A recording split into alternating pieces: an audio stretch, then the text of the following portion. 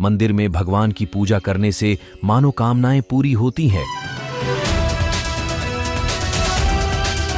श्रद्धालुओं की भीड़ लगी होती है, लेकिन इस मंदिर में लोग पैर रखने से भी डरते हैं। आइए बताते हैं हिमाचल के चंबा में स्थित इस मंदिर के बारे में। वैसे तो हमारे यहाँ बहुत से ऐसे मंदिर हैं जो अपने आप में अद्भुत हैं या किसी खास वजह से दुनिया भर में जाने जाते हैं। दूर दूर से लोग इन मंदिरों में आते हैं, लेकिन आपको बता दें, एक मंदिर ऐसा भी है जहां जाने से लोग डरते हैं। मंदिर में भगवान की पूजा करने से मनोकामनाएं पूरी होती हैं, श्रद्धालुओं की भीड़ लगी होती है, लेकिन इस मंदिर में लोग पैर रखने से भी डरते हैं। आइए बताते हैं हिमाचल के चंबा में स्थित इस मंदिर के बारे में। ये मंदिर है मृत्यु के देवता यमराज का। वैसे तो देखने में यह मंदिर बिल्कुल घर की तरह नजर आता है, लेकिन इसके अंदर जाने में लोग कतराते हैं। लोग इस मंदिर के बाहर से ही प्रणाम करके चले जाते हैं। कहते हैं कि इस मंदिर में यमराज जी निवास करते हैं और यह संसार का इकलौता मंदिर है जहां पर धर्मराज का निवास है। यह मंदिर कहीं और नहीं बल्कि हमारे भारत में ही स्थित है। यह मंदिर दिल्ली से करीब 500 किलोमीटर दूर हिमाचल के चंबा जिले में भरमौर नामक स्थान पर है। इस मंदिर में एक खाली कमरा है जिसे चित्रगुप्त का कमरा माना जाता है। यहाँ की मान्यता है कि जब किसी व्यक्ति की मौत होती है तो यमराज के दूत उस व्यक्ति की आत्मा को पकड़ दी आचकर यहाँ लाते हैं। यहाँ पर चित्रगुप्त उस जीवात्मा को उसके कर्मों के अनुसार अपना फैसला सुनाते हैं और उसे सजा दी जाती है। यही वजह है कि लोग यहाँ आने से डरते हैं और पुजारी ही यहाँ की पूजा अर्चना करता है। दुनिया में कई ऐसी जगहें हैं जिनके बारे में लोगों की कई मान्यताएं हैं। इन जगहों की अपनी एक कहानी है। अगर ग्रीस की बात करें तो यह पुरानी कहानियों और रहस्यों से भरा हुआ है। प्राचीन यूनानियों के बारे में कई अद्भुत कहानियां हैं। उन्हीं में से एक का जिक्र आज हम आपके सामने करने जा रहे हैं।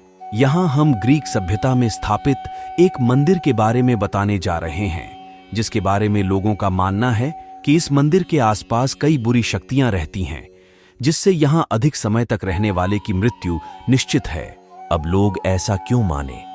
दरअसल यहां पिछले कई सालों में कई आवारा जानवर मर चुके हैं। कई लोगों की जान भी जा चुकी है। इसी डर के चलते यहां के लोग इस मंदिर के आसपास घूम और उन्होंने यहां आकर किसी की मौत के पीछे की सच्चाई को उजागर किया। नतीजा वाकई चौंकाने वाला था। वैज्ञानिकों ने बताया कि हाल के वर्षों में यहां कई लोगों की जान जा चुकी है, लेकिन इसके पीछे कोई भूत या शक्ति नहीं है, बल्कि ये मौतें एक खास तरह की गैस के कारण होती हैं। यह गैस कार्बन डाइऑक्साइड के समान है, जो यहां प्रचुर मात्रा में पाई जाती है। इस वजह से जो भी यहां आकर लंबे समय तक रहता है, उसकी मौत हो जाती है। हालांकि वैज्ञानिक अभी और सबूत जुटाने में लगे हैं, लेकिन अब तक जो हकीकत सामने आई है उसने लोगों को हैरान कर दिया है। आज से हजारों वर्ष पहले की यह सत्य घटना है। राजस्थान के गोविंद देव मंदिर की घटना है। एक पुजारी थे, बड़े प्रेम से भक्ति भाव से गोविंद देव की पूजा किया करते थे।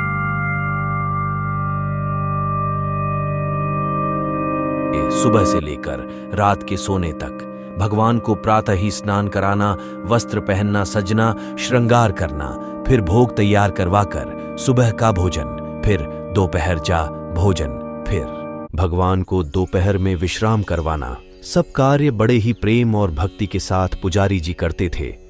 वे उनसे बहुत अधिक जुड़ गए थे। फिर रात का भोजन के बाद उन्हें विश्राम करवाने से पहले वो एक हलवाई से, जो कि मंदिर के बाहर ही उसकी दुकान थी, उसी से सभी भक्तगण प्रसाद खरीदकर भगवान को चढ़ाते थे।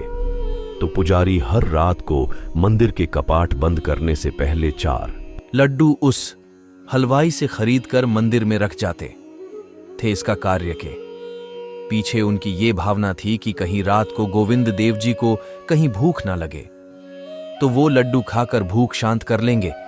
बस इसी प्रकार गोविंद देव की पूजा में समय बीत रहा था।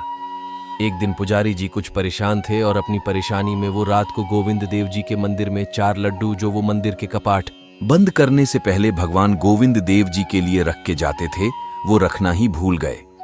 अब हुआ ये कि जब रात को भगवान गोविंद देव जी को भूख लगी, तब उन्होंने 6-7 वर्ष के बालक का लुभावना भेष बनाया।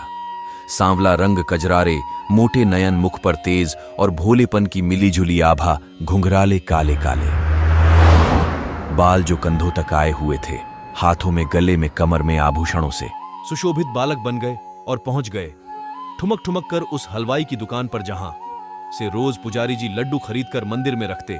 ठीक पास जाकर बोले, आधी रात को बाबा मुझे लड्डू दे दो। वो हलवाई बोला, अरे बेटा लाला, तू इतनी रात को कैसे आयो? कान्हा से आयो है। गोविंद देव जी जो बालक बने हुए थे बोले, बाबा मोय बाड़ी जोर की भूख लगी थी, बाबा मोकू लड्डू दे दो। हलवाई कहने लगा कि भैया पैसा कहाँ है, मैं बिना पैसा के कैसे तोकू लड्डू दे दूं? तब बाल के बने गोविंद देव जी ने अपने एक हाथ में से कड़ा उतारा, सोने का कड़ा जो हीरो से कड़ा हुआ, ठोस हलवाई को दे दिया। कड़ा देखकर हलवाई के मन में लालच आ गया और 4 लड्डू जो एक लिफाफे में रखे थे पुजारी जी को ले जाने के लिए लाडू दे दिए और कड़ा अपने पास रख लिया। भगवान वापस चले गए मंदिर में। अब सुबह में जब पुजारी जी स्नान करने लगे भगवान को, तब उन्होंने देखा कि भगवान का कड़ा नहीं है। पुजारी डर गया और भागकर राजा के पास पुजारी जी पहुंचे और भगवान के कड़ा चोरी होने की बात कही। राजा ने साथे में मुनादी करवा दी कि जिसने भी भगवान का कड़ा चुराया है अपने आप दे जाए, नहीं तो सख्त कार्यवाही की जाएगी। जब हलवाई ने सुना तो बहुत डर गया और कड़ा लेकर राजा के सामने प्रस्तुत हुआ और हाथ जोड़कर बोला, हे राजन, मैंने इसे नहीं चुराया। आधी सी रात को एक बालक मेरे पास आया था, बाबा मुझे लड्डू दे दो। मेरे पास उस समय 4 ही लड्डू पड़े थे जो मैंने पुजारी जी के लिए रखे थे।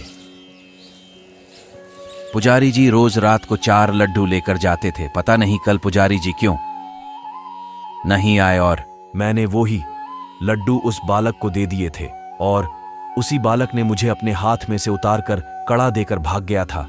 ये ही वो कड़ा है, कहकर हलवाई रोने लगा। अब पुजारी जी को बुलवाया गया।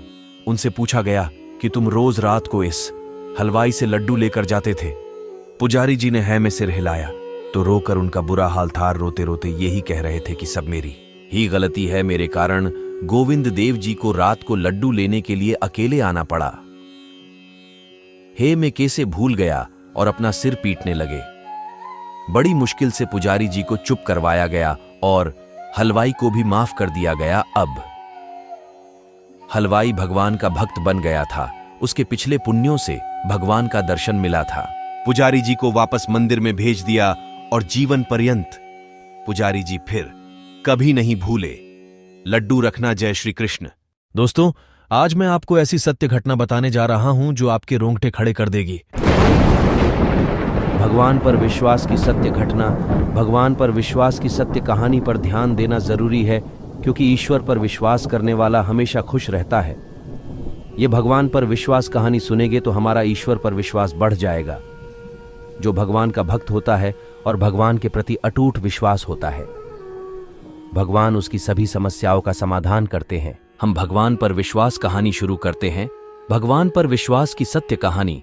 एक बहुत ही कंजूस सेठ एक दिन अपने दुकान पर बेटे को बैठा दिया और उससे कहा कि बिना किसी को पैसे देने के किसी को भी कुछ नहीं देना, जब तक मैं वापस नहीं आता। अचानक एक संत आ गए जो अलग अलग स्थानों से भोजन सामग्री इकट्ठा करते थे। संत ने सेठ के बेटे से अनुरोध किया कि वह उन्हें थोड़ा नमक दे दे।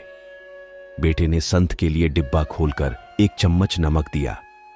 जब सेठ वापस आए तो उन्होंने देखा कि डिब्बा खुला हुआ था।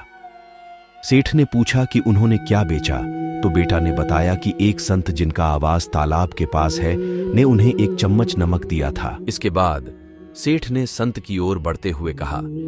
तब तक संत भगवान के भोग को तैयार करके खाने के लिए तैयार बैठ चुके थे।